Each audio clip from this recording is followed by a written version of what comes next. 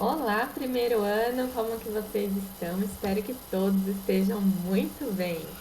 Hoje nós estamos aqui para nossa aula de Biologia 2 e a gente vai começar o capítulo 9, Reino Protista ou Reino Protoctista também. Os dois nomes estão corretos. Para isso eu peço que vocês peguem o livro 3 de vocês, já estamos sim no livro 3, já vimos até fungos, doenças causadas por fungos nele, e abram aqui, por favor, na página 10. Aqui vem pra gente uma imagem do filme Procurando Dory, que veio depois do filme Procurando Nemo. Não sei se vocês viram esse filme, mas quem viu, olha Dory aqui no meio de uma floresta de algas. Acreditem, gente, as algas fazem parte do reino protista. Durante muito tempo, as algas foram consideradas parte do reino plantae, mas de acordo com as suas características, posteriormente, elas foram classificadas dentro do reino protista. E a gente vai ver então que as algas, elas têm características em comuns com os protozoários. Então, dentro do reino protista, a gente fica com dois grandes grupos, que são as algas e os protozoários. Nesse capítulo a gente vai aprender sobre as algas e no próximo capítulo a gente vai aprender então sobre os protozoários. As algas, elas podem ser desde algas gigantes como algas microscópicas. Gente, existem algas microscópicas unicelulares ou algas gigantes, como essas que fez, né, quem assistiu o filme viu, que formam florestas de algas debaixo do mar. Podem até atingir 60 metros de comprimento essas algas, né? Então são gigantescas. E elas vão variar quanto à sua estrutura corpórea, a sua composição, a sua coloração. Existem algas que são verdes, vermelhas, pardas, existem douradas, até mesmo algas que são bioluminescentes, que vão brilhar com a luz aos nossos olhos, né? E nesse capítulo a gente vai aprender, então, características gerais, classificação, obviamente, importância ecológica e sobre a reprodução das algas. Então, aqui na página 11, a gente pode ver as características gerais das algas. O que todas essas algas, apesar das suas tantas diferenças, todas elas têm em comum? Primeiro, todas elas são seres eucariontes e todas elas são autótrofas, ou seja, todas elas têm núcleo onde fica armazenado o seu DNA e todas elas produzem o seu próprio alimento, né? Todas elas vão produzir o seu próprio componente orgânico para a sua própria alimentação. E como que elas produzem isso? Utilizando a luz. Então a gente pode falar que elas são eucariotos fotoautotróficos, né? Foto porque utilizam a luz, então, para fazerem seu próprio alimento. Então, fotoautotróficos, ok? E todas elas vão habitar locais aquáticos ou ambiente úmido. E locais aquáticos, né? Quando a gente fala ambientes aquáticos, a gente está falando tanto de ambientes marinhos quanto ambientes de água doce, né? Podem ser dulcícolas também. E os ambientes úmidos a gente pode então definir como um solo úmido ou mesmo pelos de animais, né? Tipo pelo do urso polar, que vai estar sempre bem úmido. Então, o tronco de uma árvore, né? A gente viu, quando a gente viu fungos, associações entre algas e fungos. Então, ali tem um ambiente propício para isso.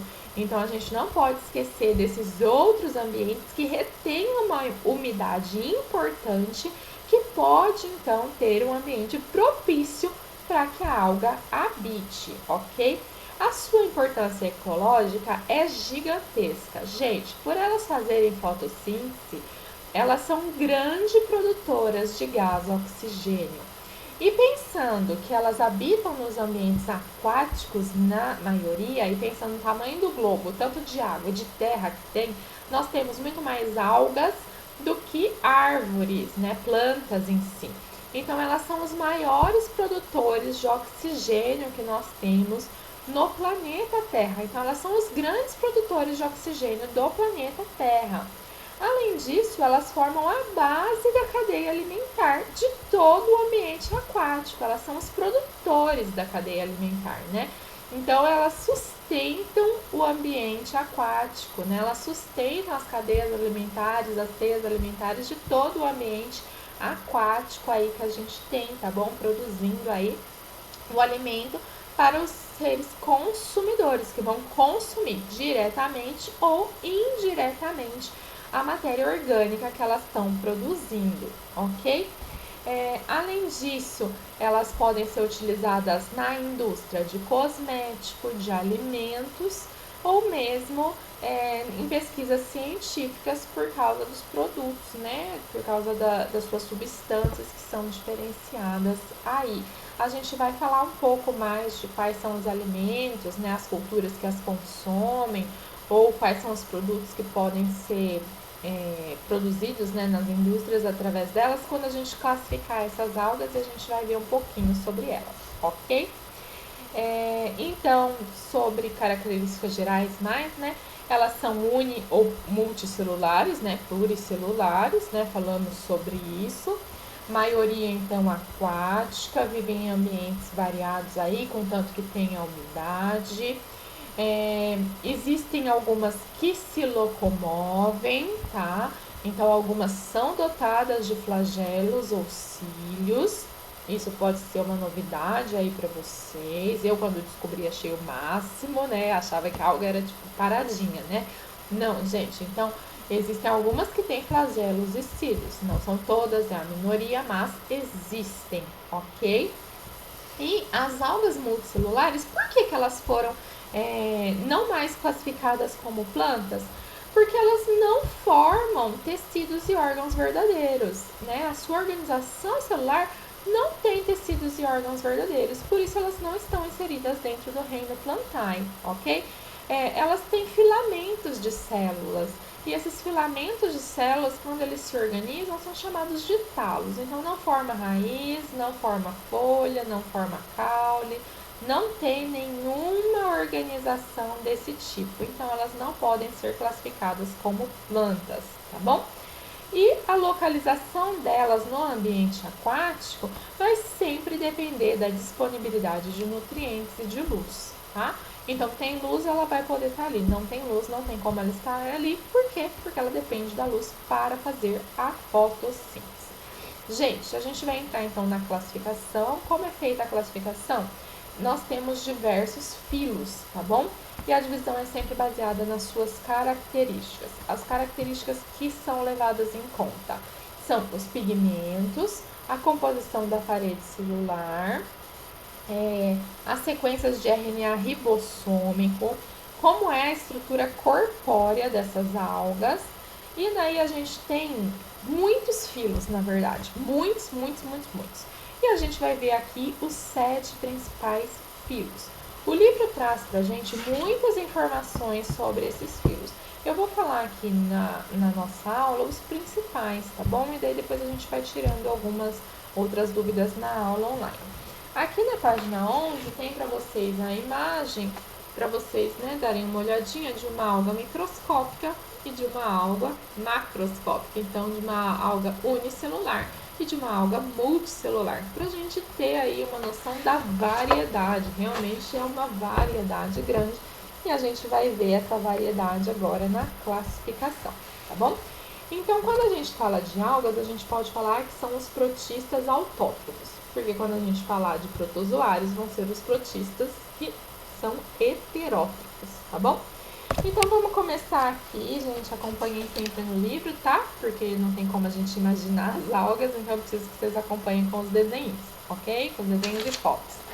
As primeiras que a gente vai acompanhar é o filo das crisopícias, também chamadas por algas douradas, e daí já fica a dica, né, que a cor dela é dourada.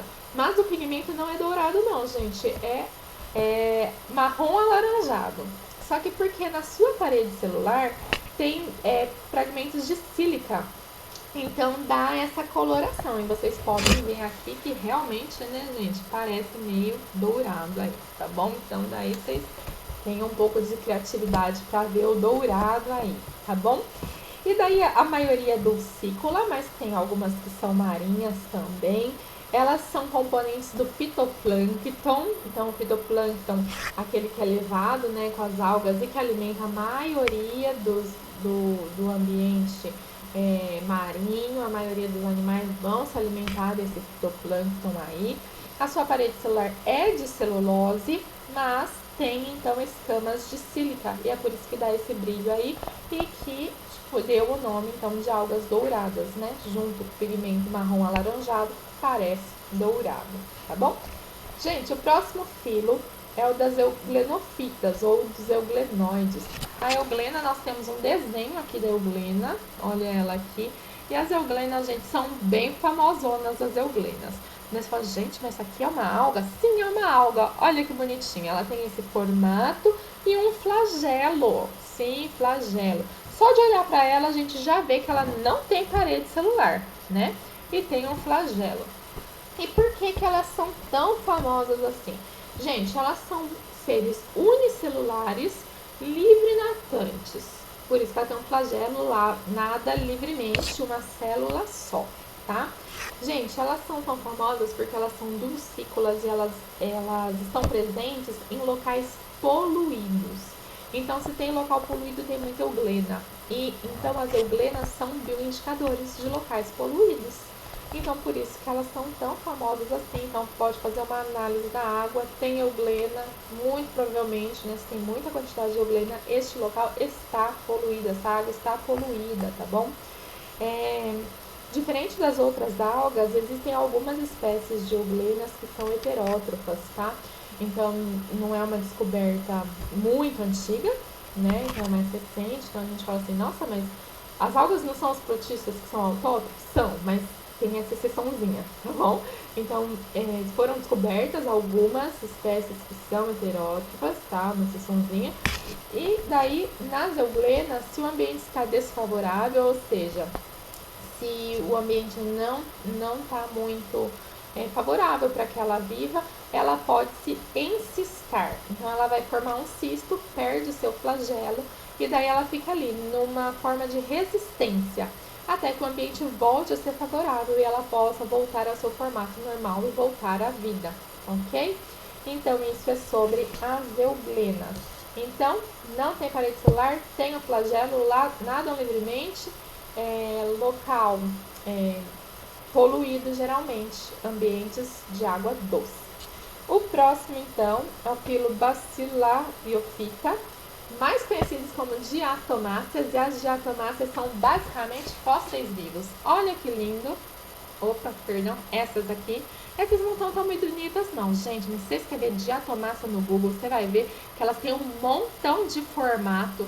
E olha só como que é. Elas são conhecidas por essas carapaças.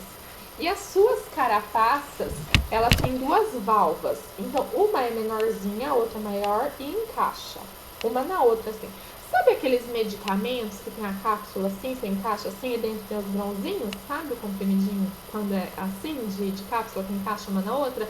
As diatomáceas são assim. Elas têm duas carapaças, encaixam uma na outra assim, e daí lá dentro, né, a alga em si com as suas carapaças, que uma encaixa na outra.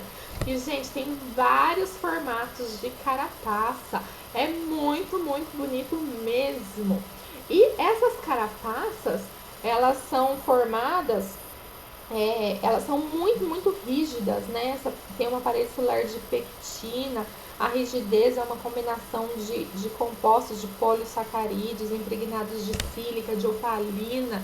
Então, elas são bem difíceis de se decompor, né? E daí, então, tem muitos fósseis de diatomácea, né? O que tá lá dentro vai embora, né? Mas muitos fósseis de diatomácea muito antigos, então dá para, assim, realmente fósseis, assim, de diatomáceas, formam as areias do mar, né? Elas têm grande, grande importância ecológica, porque elas também são um dos principais componentes do fitoplâncton.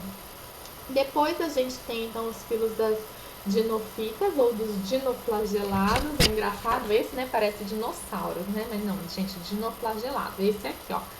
Tem esse formato estranho, Mas, gente, imagina isso aqui 3D, parece um peão, tá? Realmente, gente, parece um peão, o formato de um peão. Todo mundo já jogou peão quando era criança? Se não jogou, já viu um peão, pelo menos, né, gente? Então, tem o formato de um peão. E esse nome recebeu porque é peão mesmo, tá, gente? Dino significa peão, rodopiar, por causa do formato e por causa de como ela se locomove. Vocês estão vendo um flagelo aqui e tem um outro flagelo aqui que é um formato de cinto. Então, fica em volta da alga assim inteira. Só que não tá apertado esse cinto, tá? Ele é larguinho. E conforme esses flagelos batem, a alga rodopia ao redor dela mesma. E é assim que ela se locomove. Ela não fica tonta não, tá, gente? Ela rodopia assim, ó. E é assim que ela vai se movendo, rodopiando. Por isso que ela ganhou esse nome de dinoflagelado, tá bom? Então elas têm dois flagelos, um de cinto e um para baixo, para ela conseguir fazer esse movimento, tá? E tudo isso que vocês estão vendo aí de carapaça ao em volta dela é uma placa rígida, são placas rígidas que formam, né, toda essa estrutura dela aí para ela conseguir fazer, ter esse formatinho aí, tá bom? Elas estão associadas a desequilíbrios ecológicos, gente. Elas são as grandes causadoras das marés vermelhas, mas não são elas as culpadas, tá bom? O que acontece? Elas são marinhas. E quando há alguma alteração no ambiente, quais são essas alterações? Alteração na salinidade marinha, alteração na temperatura, que aumentou a temperatura. Por quê? Porque uma empresa retirou água no mar, está devolvendo essa água com uma temperatura superior à temperatura de retirada dessa água. Isso acontece bastante. Despejo de esgoto doméstico, então aumentou a quantidade de matéria orgânica. Despejo de oligoelementos, ou seja, despejo de substâncias das próprias fábricas e indústrias. Tudo isso vai desequilibrar o ambiente. E daí, desequilíbrio do ambiente, os dinoflagelados conseguem se multiplicar e aumentam. Mas você, mas olha que beleza, gente, alga. Não, não é beleza não. Sabe por quê? Porque os dinoflagelados, eles se proliferam tanto que conseguiram já encontrar, mais ou menos, quando tem esse fenômeno chamado maré vermelha, se encontram mais ou menos 60 milhões de células por litro de água do mar. Imagina, 60 milhões de dinoflagelados por litro de água do mar. Qual é o resultado? Esse aqui, ó, maré vermelha. Então a água fica dessa cor aqui, ó, por causa da multiplicação dessas algas.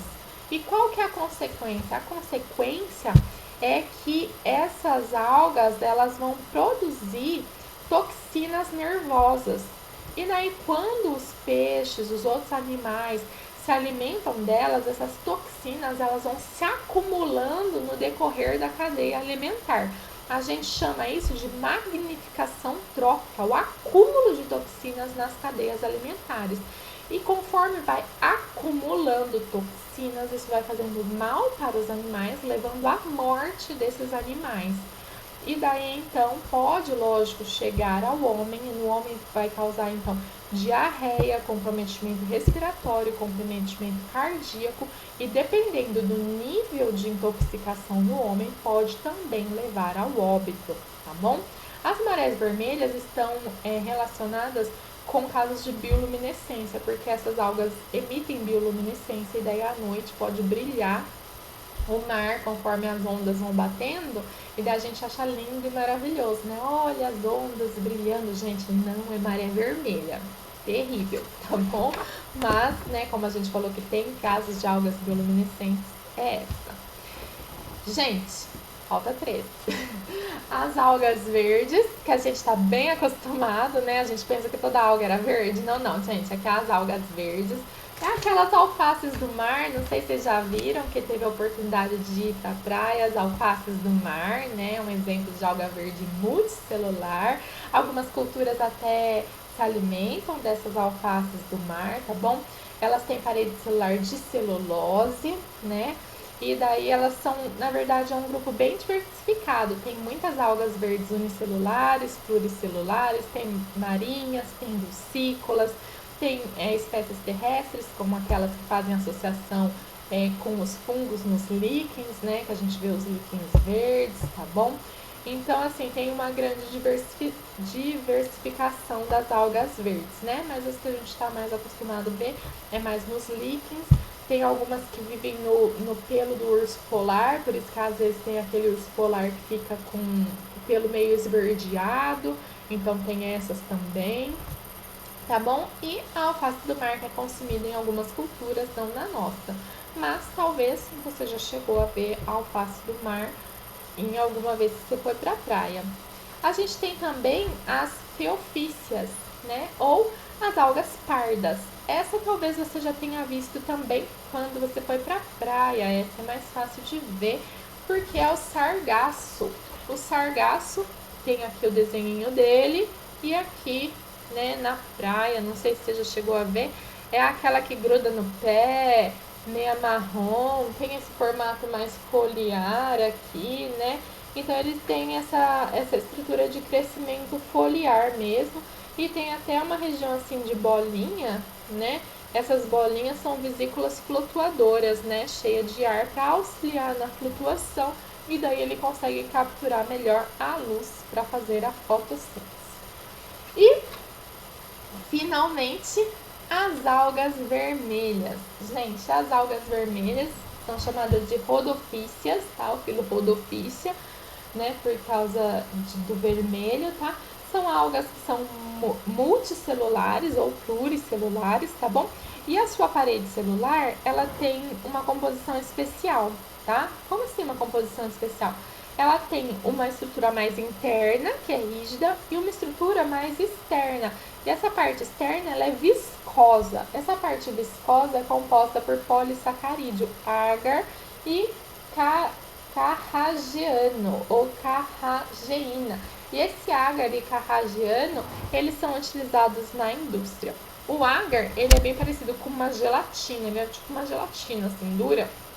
E daí esse agar, ele é utilizado dentro dos laboratórios para cultivo de bactérias, para cultivo de fungos, né? Então, para cultivo de micro-organismos, de células, ele é uma boa base para isso. Então, tem diversas utilidades dentro de um laboratório de pesquisa científica. E também o agar, ele pode ser utilizado como componente para a fabricação de qualquer alimento de base gelatinosa. Então, para fazer gelatinas, para fazer bala, para fazer aquele que a gente adora, Yumi da Fini, sabe? Aquele lá, ele é utilizado na indústria de cosméticos também, para dar algumas bases gelatinosas para cremes, etc, tá bom? E é lógico que a alga em si, ela é utilizada para alimento em muitas culturas, né? Principalmente a nori, ela é utilizada então na culinária japonesa. Pessoal, nessa aula de agora é isso, tá bom? A gente vai falar sobre reprodução na próxima aula. Até mais. Tchau, tchau.